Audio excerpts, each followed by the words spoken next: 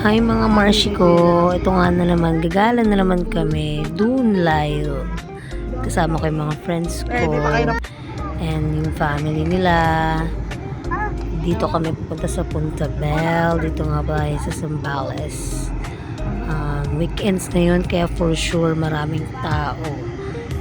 Dahil late na kami, expect na namin maraming tao niyan at late na kami. Dito na nga kami. Dito na kami sa Punta Bell. Come on, let's go! Ayan nga, ang daming tao, di ba? Pila.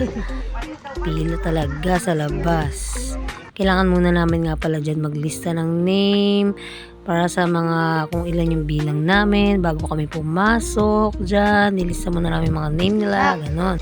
Ano yan? Fish. Fish. Totoo ba yan? Siyempre, gumagalaw mo eh. Dami. Ito nga, inaayos na namin yung mga gamit namin para okay na.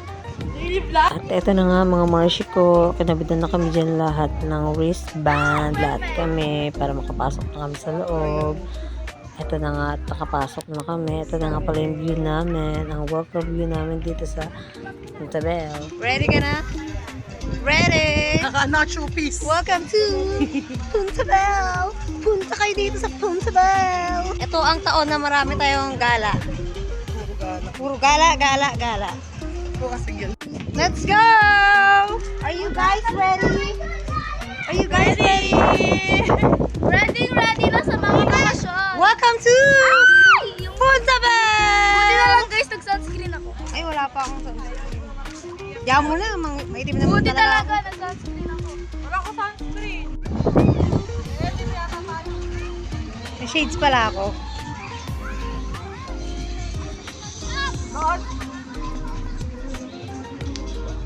Video to, video. Kaya nyo yan, guys, kaya nyo yan.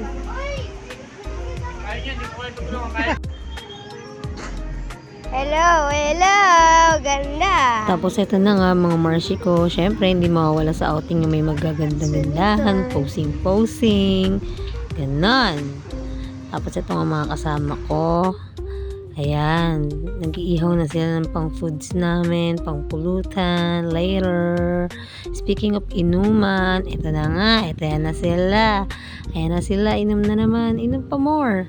Tapos ito na nga, yung mga kids, nangungulit na sa akin, mag-swimming na raw sila.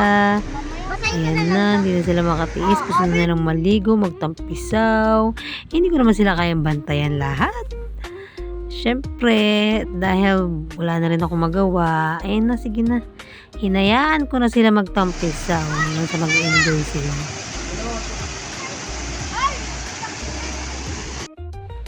At ito na nga, hindi ko na sila napigilan mag-swimming, pati sa swimming pool, naligo na sila.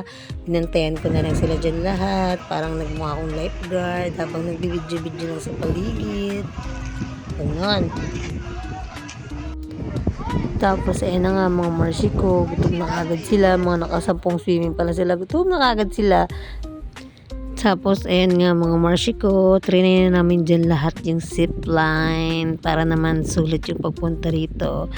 Try nyo na, yung zipline nila, tapos hindi ko na syempre ikikwento yung katangahan ko after. Nasubsob lang naman ako dyan. Nahilo lang.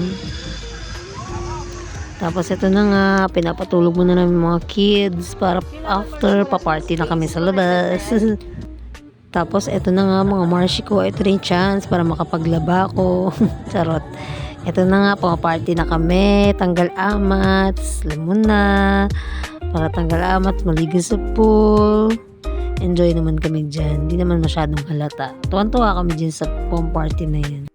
Tapos, ito na nga, mga Marshi ko, ang saya-saya na para bang nakalimutan mo na bayaran yung utang mo sa akin. Charot.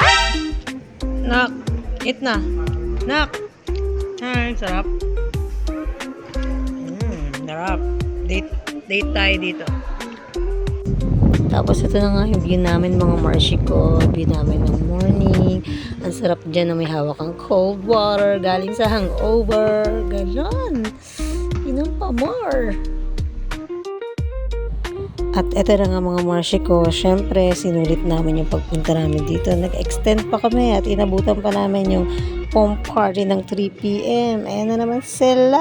Nagpa-party na naman sila. Tanggal mats. Later, uwi na. Babush.